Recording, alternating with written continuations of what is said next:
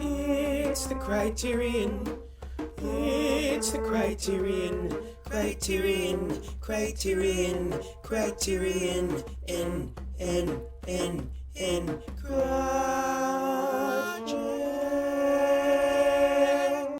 Hi, everybody. Welcome to the Criterion Project. We are back with another review of a film available on the Criterion channel.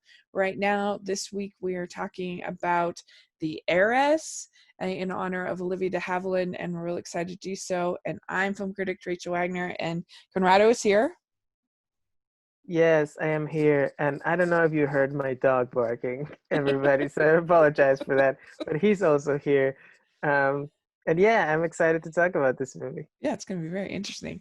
But how have you been? I've been good. I've been busy because, as you know, I've been working on a very special project, on a web series of my own. Um, so I'm excited to share that with everybody. It's coming up this week. The first two episodes will be released on Wednesday, October 14th.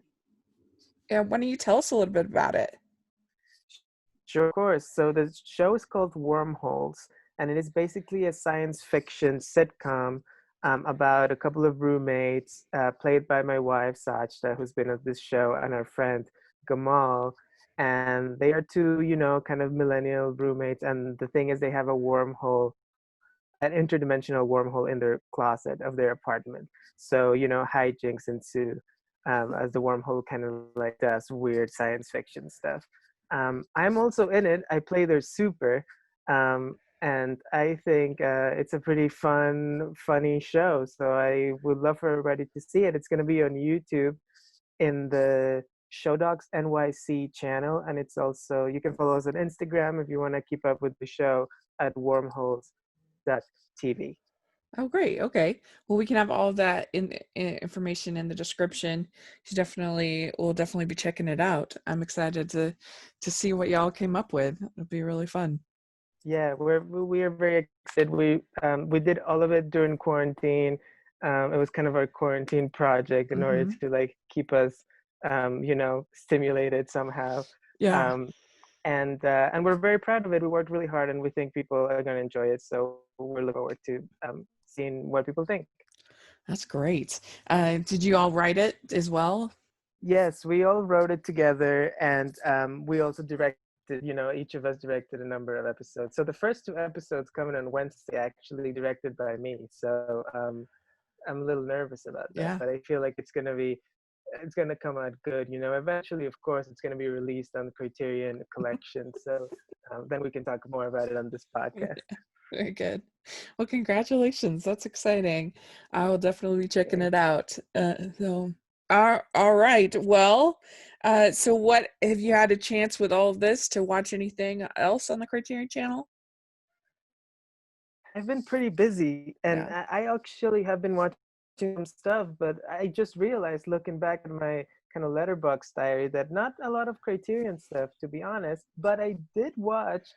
This maybe is not totally on brand, but I recently rewatched Who Framed Roger Rabbit, and what an incredible movie that I would Yeah. love to see on a kind of Criterion special edition DVD with lots of extras about behind the scenes and all that kind of stuff. Yeah, Um, that would be really cool.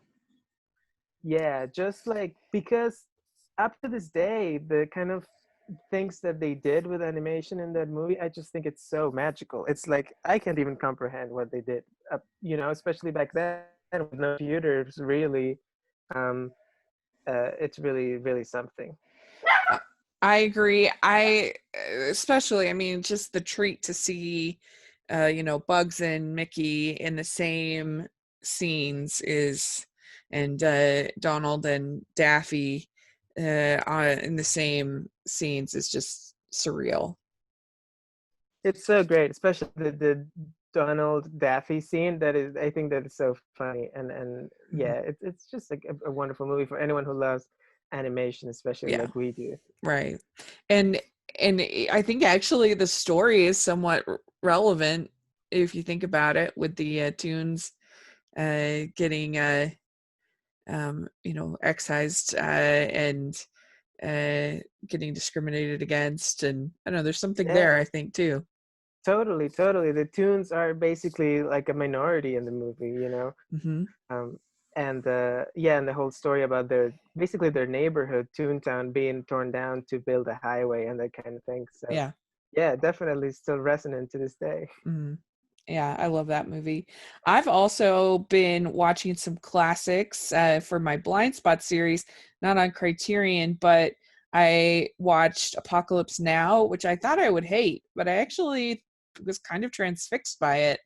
I don't know, the spectacle of it, the um, the filmmaking of it. I don't know, I just found the whole thing very, very interesting. I can see why it's one of the biggest films out of the 70s. And then I also watched the original Halloween with the for my Blind Spot series. And I'm not like a big slasher movie fan, but I thought it was actually really well made, very well directed. The way that you kind of always feel like the characters are being watched at all times. There's just this sense of even they're doing something very simple. There's just this sense that someone is there in the background watching them, and I thought it was very, very well done. And it's actually not that bloody. Um, it is violent, but for being sort of the the grandfather of slasher films, it's not too bad as far as blood and that kind of thing. And so I liked it. I actually enjoyed it. So it's good to go out of your comfort zone sometimes. Yeah, two movies that you just talked about that I have seen, and both times I thought they were fine. Hmm. I didn't think they were better. And there's some of those movies that you hear so much about, and they're such, they're talked about as this like redefining classics, and then you catch up with them, and they're good, but then maybe don't live up to what you were expecting somehow.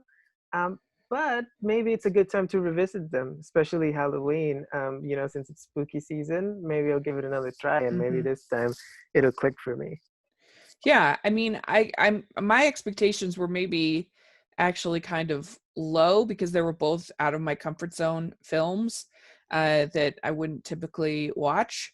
But that's the whole point of the Blind Spot project, is to get out of your comfort zone and watch some of these classics. And so that might actually have, like, my situation may have been kind of unusual as far as my expectations for both. And but yeah, I mean, they're not perfect. Halloween has some cringy acting, and but I thought that the score does a lot of heavy lifting in the movie. It's very, very effective.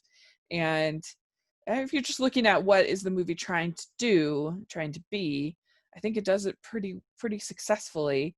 And yeah, so when they're both from the 70s, but Apocalypse Now, I don't know, it was just such an unusual film, and I found Mhm. it oddly transfixing. I Yeah, didn't expect to like it. I really didn't. And I just I don't know. It was just such a spectacle that yeah. I enjoyed it. It's a very immersive experience for Yes, that's sure. a good way to Um, describe it. so one last thing, which version did you watch of Apocalypse Now? Because there's a couple of different Yeah. ones.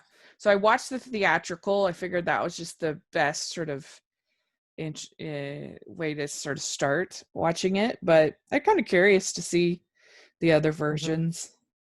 Yeah, yeah, I think you probably made the right call. Although I feel like at this point, the Redux version has kind of become the one that's the most circulated and the one that most people have watched. So, um, Hmm. there's definitely a bunch of people who'd say like all the stuff that's added to the extended version with the French plantation and whatever, that's like, it's not very good. But, I feel like for a lot of people, that's the version they know and they have loved. So, Hmm. um, It's if you interesting. like the movie, maybe it's worth checking out the longer version, see what you make of that. Yeah, I think I will one of these days once I've finished watching 100 Christmas movies. I think Yeah, I'll right. watch it. But yeah, so that's what I've been kind of I've been up to as far as Criterion like viewing this last couple weeks. But it's been fun. So yeah, let's dive in, talk about the Heiress. So I picked this because this was the Academy Award winning performance for Olivia De Haviland. She recently passed away. I think she was 104. Yeah, something like that. Yeah. Incredible. Let me look So it up actually. she's sort of one of the last of the sort of golden age of performers Hmm. of She was, Holly.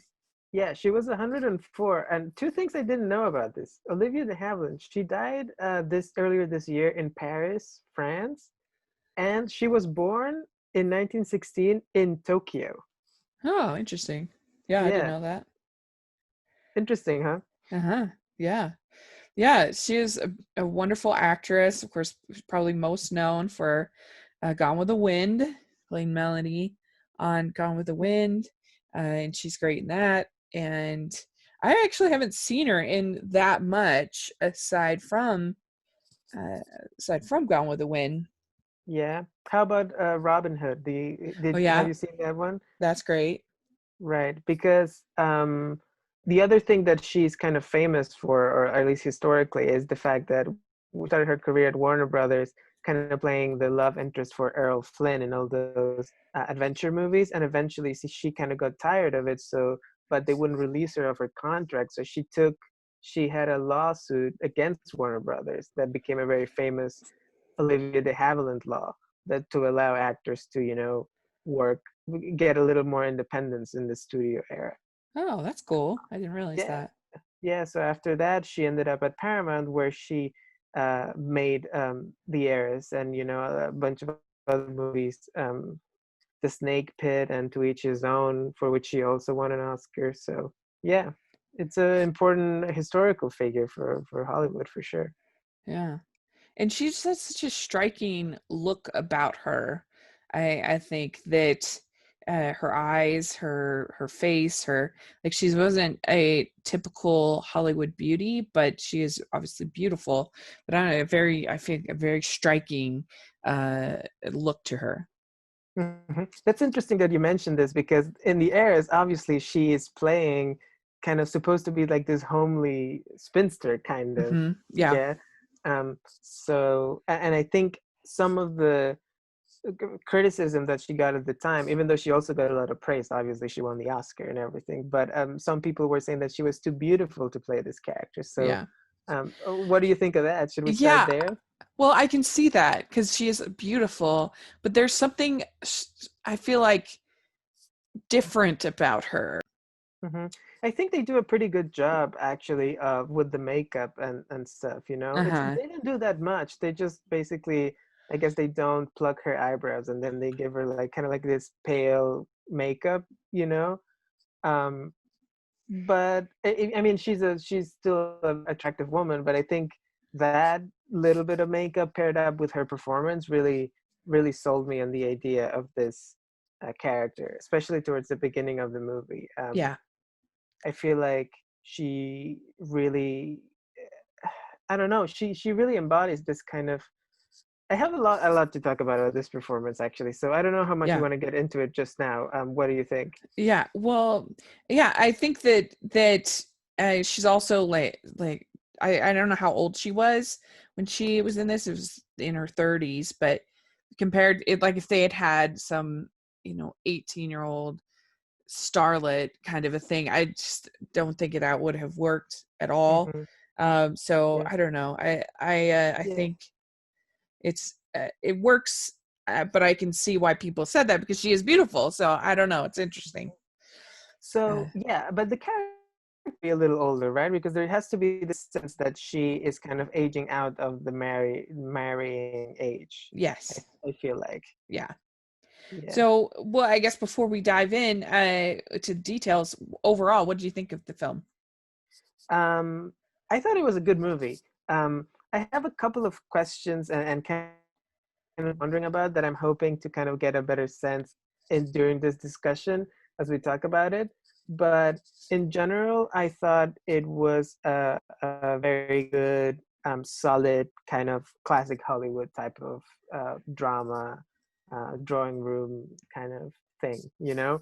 Um, Mm-hmm. and I thought that the acting in particular was, I think, the showcase here for me. Mm-hmm. Um, yeah, Yeah. it's directed by. Oh, go ahead, go ahead. Well, I thought it was kind of a weird film, different than I was expecting, and I liked it. I enjoyed it, but for such a long time, I thought it was this just sort of a kind of a drippy, sappy romance, and I misunderstood, and they make that switch to thriller kind of pretty late in the film, and it was sort of surprising and interesting and intriguing, and I don't know, Yeah. it was very, I felt like it was kind of a strange movie, but I liked it. Yeah, so that's interesting because doing some research, this movie is based on a play, which was in turn based on a Henry James kind of short novel, and it's it's the story of this young woman who's kind of like is the only daughter of this like kind of rich doctor in New York in the 1800s, and she is kind of timid and homely, and but she is the heiress of this big fortune, right? So this guy comes along who starts to woo her and marry her, and it becomes this thing of like um I guess like Rachel was saying, first it becomes like, oh, this guy coming along to like really see that she's actually beautiful and she's a great person or whatever, but then it becomes like, or is he actually just doing that to take her inheritance kind of thing, right? Mm-hmm. um, and apparently, in the play version, the character, the guy whose name is Morris Townsend, and the movie he's played by Montgomery Clift. But in the play, apparently, he was a more villainous character from the beginning. Some people who were big fans of the play, when they saw the movie, they thought that Montgomery Clift was too nice and too like likable, especially in the beginning part.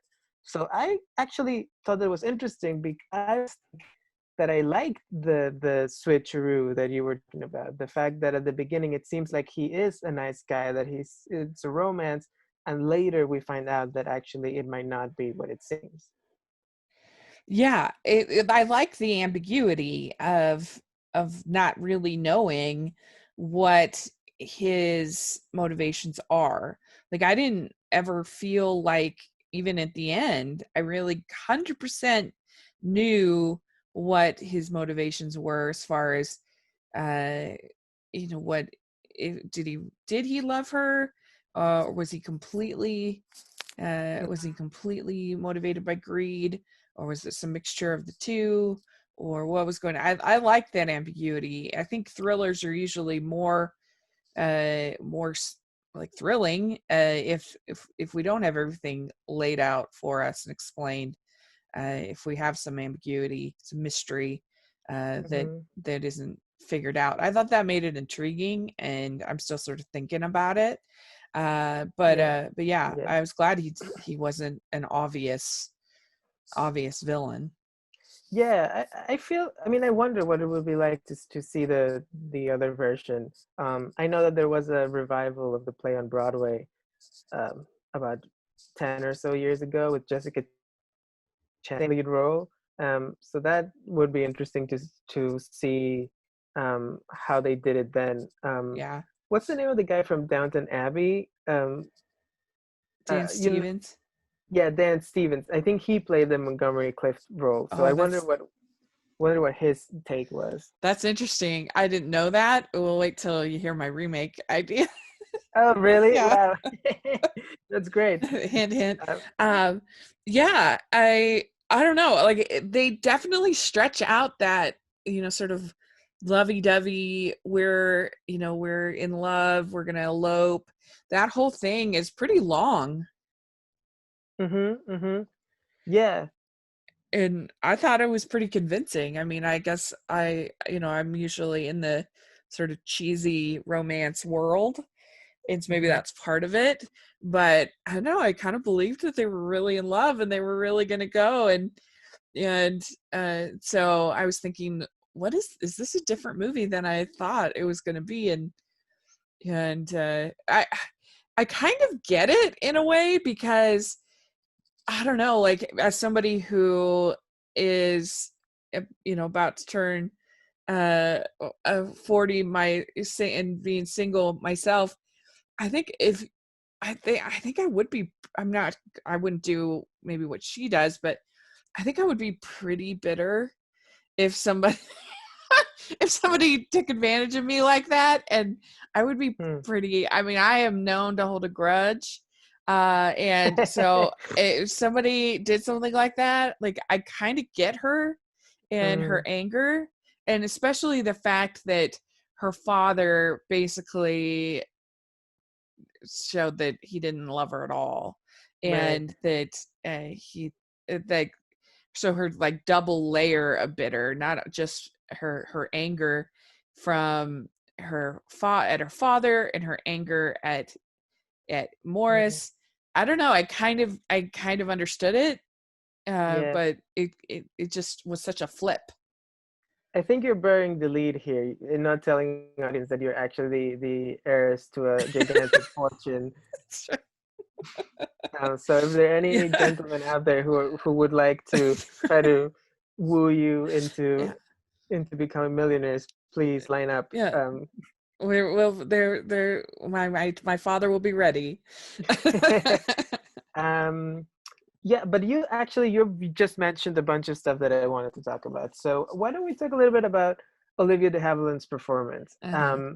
Because I was wondering, I think, do you buy the switch? And I mean, this is something that I was wondering about because I think she's so good in the beginning part of the movie.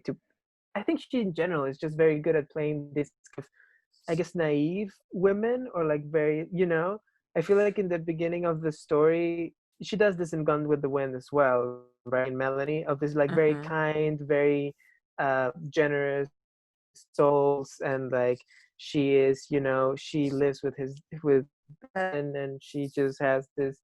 She seems a little ambivalent, right? She doesn't know about how that she isn't supposed to bring the fish in when she gets it from the fishmonger, and she gets this beautiful dress for this kind of like, oh yeah, but you don't wear it as well as your mom or whatever.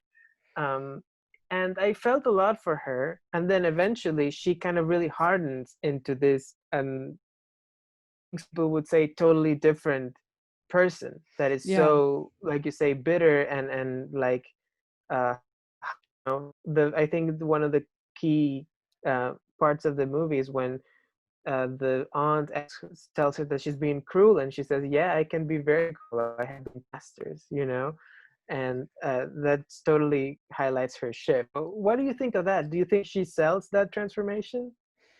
I think there could have maybe been like one more scene kind of showing her. We don't get inside her head that well. The movie's kind of from a sort of a distance, kind of observing her. And so if we had one more scene where we kind of, maybe her writing in a journal, or just like getting a little more into her head, that might have been a little better. But still, I thought overall she did both sides pretty well. It was very convincing. hmm I think she's really good at both sides. I think maybe I do agree with you that I wish there had been a little bit of a hint earlier on of that she has that side in her, you know. Yeah. And I guess there is a part that I noticed in the ballroom sequence. I can't remember what the line is now, but the aunt sits next to her, and she kind of a joke that it's like a little bit cruel, that it's like a witty joke, and that came a little bit unexpectedly to me. I was like, oh, so she actually has this other side to her, that she's kind of actually kind of smart and witty, and she can be cruel, but in like a funny way. And I wish that it had been a little bit more of that, maybe. Yeah, I can see that. Yeah, I agree. I can see that. It is and they probably carry the love, they probably carry the romantic parts maybe a little bit too long, that I was beginning to really think, was this was I misinformed? Was this not a thriller? And then it kind of it switches. But yeah, it's overall, I thought it was intriguing. This is a movie that I walked away thinking like that was weird. That was a weird movie, but in an intriguing way. I was curious about it. Yeah. Um, yes. I don't know if I would call it a thriller though. I feel like that might be a little too much because, like you say, is that what the impression you had going into it, that Going it into was it, like? definitely. Yeah, I Oh thought it yeah. was a thriller. Yeah, Yeah. I thought it was kind of Hitchcockian, is what I had Oh. heard, Oh. in that Interesting. sort of style. I mean, obviously, this is before his movies, but yeah, I thought it was a thriller. Uh, but um, but Yeah. yeah, it's an interesting. What do you think of Montgomery Cliff? I think he does pretty well. I don't think it's one of his best roles. I feel like he he's done some more interesting stuff. But I do appreciate what we were talking about, that he doesn't play him as a villain or as a, it's kind of ambiguous in a very realistic way, I would say. Yeah, do you think he was in love with her? Um, I mean, it's hard because like after reading all this stuff about the play version, my gut feeling is like, okay, he's not meant to be in love with her, and I think that he probably isn't, or um, because it's really weird. In my opinion, the fact that he just kind of leave and then comes back at the end seems very opportunistic, um, and I think it would read as much more opportunistic if he had played it as differently. Mm-hmm. But yeah, that's my gut instinct. What do you think? I maybe again probably just me being a romantic. I don't know. I kind of feel like he was, but he's a coward. I feel like he was a coward. Oh, I can see that. Yeah, I mean, I think that's interesting that the movie and his performance kind of open up to that interpretation. You know, that it's not 100%, and I think that's a strength of the movie, because at the end, her her decision can be read as triumph, but it could be read as kind of stubbornness and kind of being hardened by what these men have done to her, particularly her dad, right? Yeah, yeah, So and her yeah. desire for sort of revenge and uh, to be have the last say. Mm-hmm. Hmm. So what do we think of the dad, played by Ralph Richardson, who apparently when the movie came out was the big kind of hit with the critics. He got the best reviews and he also got an Oscar nomination. He ended Oh up yeah. not winning, but yeah. I mean, it's pretty cold, pretty. I mean, I think he sees himself as giving the honest truth to her, and I guess I don't know. I can kind of see that perspective from his perspective, but it's done in such an unloving way. Like if you really believed that he was a gold digger coming after her fortune, there's no reason to say more than that and to basically make her seem completely unlovable. And it just seemed like he didn't love her at all. Mm-hmm. And like if somebody was concerned uh, about a potential suitor that if your daughter was dating somebody that you're concerned about their motivations, like there's ways to talk about that without being like you're unlovable. Nobody would Right. ever want to be with you. So this is an interesting question. Definitely, the way he went about it contrasts with the way the aunt tries to break it to her a little bit later. You know, Yeah. when that it's more considerate way of doing it for her feelings, especially. Um, yeah. So how do we feel about that? Like, um, this is something that I have thought about in certain situations in life about like, is it better, sometimes people have said things that have hurt my feelings, that are things about me, but that have had some truth in them. Later I have realized like, yeah, maybe I don't agree with this, or this like really hurt my feelings, but I'm glad that I know this now, or like I have used the knowledge to my advantage. I guess that's kind of what she does in this movie. Hmm. But how do we feel about that? Like, is it better to just like be nice to people? I don't know. Yeah. um, No, I I mean, mean, it's yeah, because I feel like here's the thing is that he went over, there's no reason to say more than necessary, that he could have just said, oh, he's a gold digger, he doesn't have the right motivations, all of that stuff. You don't have to say you're unlovable and nobody will ever want to be with you, and if they do want to be with you, then they're lying. Like, you don't have to, right, there's no reason to say that. What good does that possibly do? and right. and it's so I don't know, I think there's no reason to say more than Uh-huh. necessary. It'd Yeah, be I guess cruel. I guess the counter argument there is that she is so clearly infatuated with him, and she's ready to elope, and like it doesn't feel like there's anything that the dad can say that would stop her necessarily.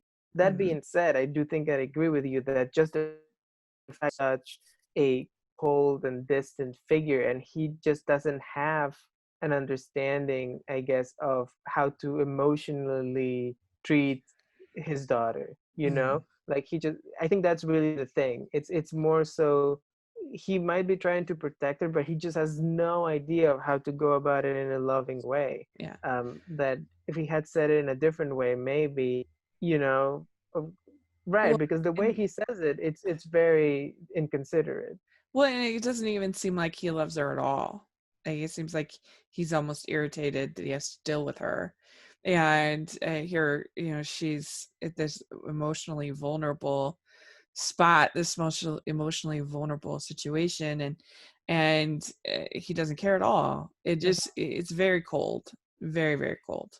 Yeah, it's almost like there's a Spanish song that reminds me of this, that it's something like it's one of those, kind of corny romance tragedy songs, Mhm. but the lyrics go something like hate me please, because hate, at least hate is better than indifference. And it's kind of that feeling, right? That he just seems so indifferent to Mhm. however she feels at any moment. From the beginning, he's just irritated by her and be like, "Oh, Catherine doing her thing," Yeah. and so yeah, it doesn't feel like he really has any strong feelings toward her. He's more worried about, I guess, his legacy and his money being used Yeah. properly. That's what I was just gonna say, is that it seems like he only cares about the money. He doesn't care about her. And if somebody had that kind of tough advice, life advice to give to somebody, I feel like there's a way to say it without being like, nobody will ever love you. You're you're delusional to think so. There's a way to give a little bit of hope. I don't know. It was Hmm. just very cold. It was very, Yeah, very to me. yeah. So I thought he did a good job, with the performance. Hmm. And you definitely dislike him. Yeah. I think he played it in a way that only a British actor could have played it. That's probably for the better. He did a good job. Yeah. I mean, it's interesting because it is a movie that feels like a play, and that can be a tricky thing. I actually just recently watched the One Night in Miami movie Oh at the yeah. part of I was able to watch it with Toronto Film Festival, and I enjoyed it. It was good, but I think sometimes it's really hard to translate a play to a movie because there's something about the theatricality, particularly of dialogue, Hmm. that makes something really work and go from the stage and work for the audience member. That when, if it's not altered for a movie, it feels sort of over the top, and it feels a little too melodramatic. I don't know. There's something about that it has to be sort of recalibrated, I feel like. And so when they just take the dialogue from the play and think, oh well, it was so dramatic and so compelling on in the play, let's put it right into the movie, it usually doesn't work that well. And I would say in One Night in Miami, it does feel stagey, even though I enjoyed it. There's something that's like, real people don't talk quite like that. People don't give speeches to each other. People, Mm-hmm. it's just, it was just not 100% perfect in that regard for me. Even that, so I don't know. And you've seen it, saw like that with Fences, or you see with these sort of plays. The August Osage County is a very good example of like that drama worked really well on the stage, but then in the movie it just feels a little weird. Like people don't talk like that. So what do you think about this movie? How does it work for you in the Heiress? I think it works pretty well. I mean, it definitely feels like a play. You got a little bit of that feeling, but I think they did a pretty good job of transferring it over, and for the most part. What do you think? So William Wyler is one of those directors who was very, very successful in classic Hollywood times and has made a lot of big movies. But he was also, never kind of regarded as one of the auteurs or anything like that, right? So in the essays in his book American Cinema, which is kind of the big auteurist book of American movies, he kind of classifies directors in different categories, and he puts William Wyler in the less than meets the eye category. He doesn't really have that much of a personal style, that he just does whatever is good for the script, but he doesn't really put his personality in it. Yeah, kind of workmanlike. Yeah, kind of like a workman, like a journeyman kind of director. I think I don't know if I've seen enough William Wyler movies to argue for or against that. I've seen a couple, but that is definitely kind of the vibe that I got from the Heirs. I think it's well directed in that I think he uses very well the framing and the what do you call, like, the deep focus, right? There's characters in the background and the foreground, and they move. The blocking is very interesting, and despite the fact that it's a play and everything takes place basically in a couple of rooms, I was never like taken aback by that too much. I feel like Mm-hmm. things kept moving and the camera kind of follows the characters in interesting ways. It doesn't call attention to itself, though. It's all very smooth. Mm-hmm. Yeah, I mean, and he has quite a variety in his films. I mean, everything from Ben-Hur to Roman Holiday. So a pretty big uh, Hmm. diversity to his films. He won 3 Oscars, which is pretty impressive. But yeah, I mean, he has an interesting group of films. But they managed to sort of temper down the theatricality of this of the dialogue, which I think makes it work better than some other plays adapted to movies. Yeah. I think works pretty well. Yeah, I think it works pretty well. But I guess this whole thing about William Wyler is something that I was thinking of the questions that we usually have. So maybe we can go into our Yeah. first question, which is what makes this a Criterion film? And that's when I was really wondering, because Criterion, it's like a very auteurist kind Oh of yeah. brand, and Yeah. this is an actual Criterion Collection release. There's a Blu-ray of the Heirs with it has a bunch of extras in it that I think they look pretty good. I didn't get a chance to see them, but Mm. what do we think makes this part of the collection? I th- I think that it's sort of peculiar. I mean, at least I finished the movie. I'm like, that was a really weird film. I don't.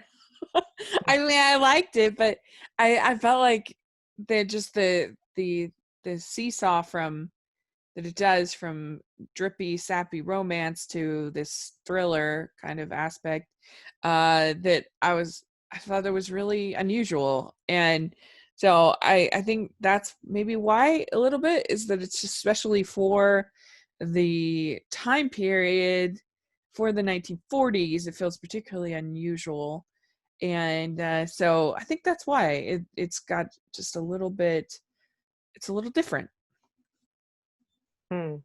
Yeah, yeah. I guess so. I would say I mean, I don't know. I'm almost tempted to say if there's anything that feels, or anyone really, that feels like the main attraction or the main creative force of this movie, it might be Olivia De Haviland. I mean, Hmm. it's it seems like she is the one who wanted to make me the play in New York, and then she kind of went to Paramount and William Wyler and said that she wanted to buy the rights for it and she wanted to be in it. Um, and apparently they had, it was a bit of a tough shoot between her and Wyler while they were doing the movie. He was kind of pushing her, but I think the performance is very um, memorable, and I think definitely stands out as the big Olivia de Havilland starring performance, right? When I Hmm. feel like when she died, this is the movie that people were talking about in terms of showing her talent. Maybe Yeah. Gone with the Wind is a bigger Yeah. hit, and Adventures of Robin Hood have been seen more widely, but this is the one that when people say, if you want to see a great Olivia de Havilland, The Heiress, right? Me was the one that I immediately thought I got to see this. I've been wanting to see it, and I got to see it. So yeah, Hmm. I'd agree there. So yeah, I think that that's probably why is her performance and how just sort of unusual the movie is. I think is where makes it a Criterion a worthy release. So where would you put it on the pretentiousness scale? Interesting question. It's I a hard think one. it's a hard one, huh? I agree. I think it's probably maybe at like a 7 or something like that is where I would end up. Hmm. I think that I mean, there's definitely, this is not like a, crowd pleasing program or Saturday Yeah. matinee movie, I wouldn't say. It's based on a Henry James novel, based on a Broadway play, it has this like literary aspirations, and it's not a romance like it might seem at the beginning. It's a little bit darker, it's a little bit more psychologically complex. So I think it's 7 seems right to me. What do you think? I think that's correct. That's basically what I would say. Is it's not like super pretentious, but it's not exactly a crowd pleaser either. It's like somewhere in the middle. Yeah. Yeah. All right. Well, let's talk about our remakes. Mine's pretty simple, but it's interesting that you said Dan Stevens earlier because I think that if you had Michelle Dockery as the lead character, because I think she could pull off the naive, and she's I think right around the right age, and she could definitely pull off the bitter very well. And if you had Dan Stevens, who was her counterpart in Downton Abbey, if I think it would be easy for them because they already have the chemistry, that that's there, and I think that he could be ambivalent pretty well, and he's done it in the past, uh, and so it'd be a little bit hard to figure out his motivations, but they have the chemistry, and I don't know. I think just the two of them and having the two of them back together would be really fun, and so that's I think it would be a pretty basic remake as far as remake, just another adaptation of the play, I guess. But Hmm. but I think that would be really fun. Yeah, I think that would be interesting to see them play these characters after they had played like a very romantic couple in Downton Abbey, right? Yeah. And where Hmm. their romance was like swoon worthy and Yeah. everything, right? So this time around, it's much more complicated in that area. I would be Yeah. interested in Yeah. that. Because the beginning of the movie is pretty swoon worthy, and so you like I said, that they have the chemistry to really sell that part. So then when it gets darker, and I know that Michelle Dockery for sure can play that sort of bitter side, then I think it would really work. Mm-hmm, mm-hmm. Yeah.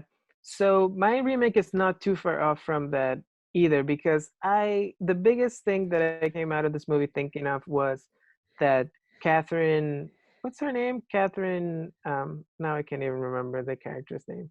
Um, Oh, but in the in the movie? movie, yeah. But anyway, her name is Catherine. Her last name I can't remember. But I thought that she's a very um, tough character. and a very interesting character to play and a very tricky character to play, right? Thinking about this, how you have to sell us on the idea that this very naive woman by the end is going to harden in the way that she does. So I just kept thinking afterwards of all the different actors that I would love to see play this part and see what they would do with it, you know? Um, Mhm.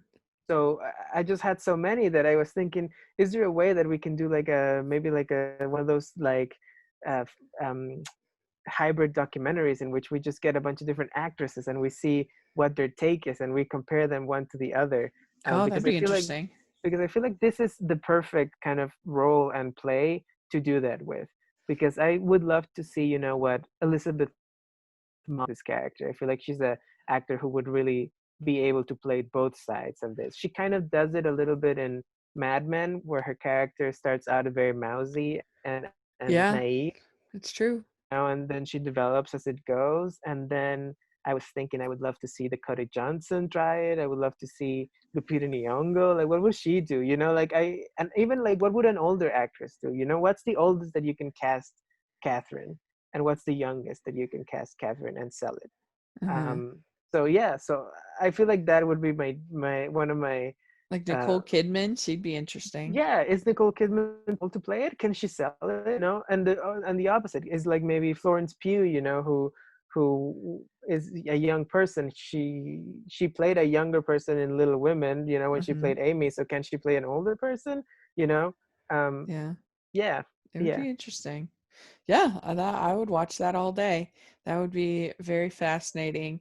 And it would be interesting to get maybe people that are not as even as well known, maybe get some, some Broadway people, some that this is the kind of role that could be an interesting gateway for some interesting performers that we don't even really know about. Hmm. Yeah. Hmm. Yeah, it's a tough role. I went to theater to school for theater in college, and after watching this, I was wondering why I never saw anyone do a scene from the Heiress in acting class, and I feel like it would be an interesting one to do. Yeah. Um, Maybe the professors think it's too hard or too tricky. I don't know. Yeah, I don't know. That is an interesting question. And they like, I don't think the dialogue, it's not one of those ones that has like these great monologues that, are really flashy, kind of like that Hmm. you get with a, um, Hmm. with a like Streetcar Named Desire, or you know what I mean? Yeah, Like this yeah, kind yeah, of yeah. like dialogue, these monologues that are, uh, but um, but it's still a very very Hmm.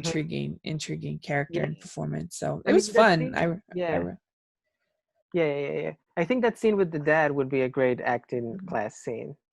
Yeah, that would be a good one. So yeah, I enjoyed this. This was kind of fun. This was fun. And so what are we going to talk about next?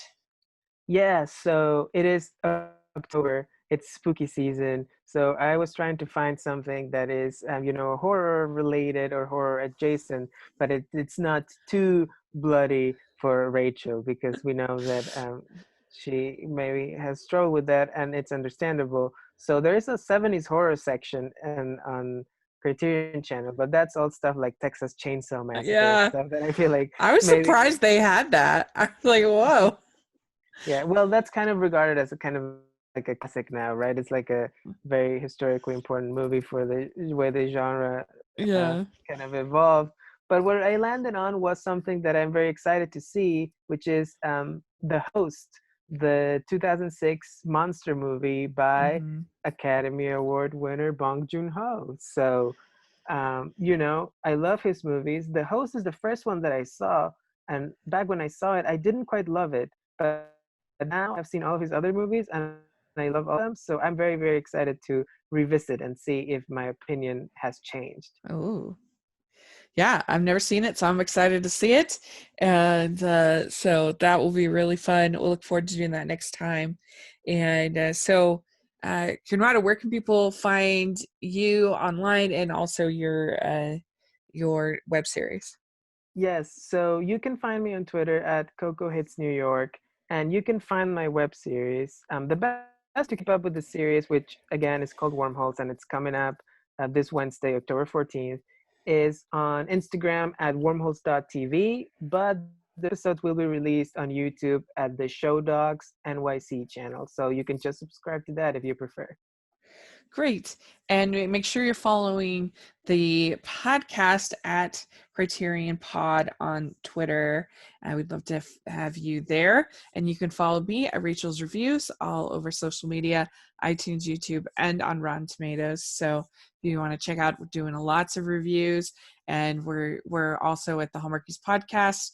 We did our first Christmas official 2020 start of the Christmas season this last week with our interview with Amy Winter, who is the executive vice president and head of programming at Lifetime Channel. So that was very exciting to talk with her. Wow. Yeah. And then we did our Lifetime preview, all 30 movies that they're having. We did our preview show. So that, I know. So that's really fun, and people love the previews.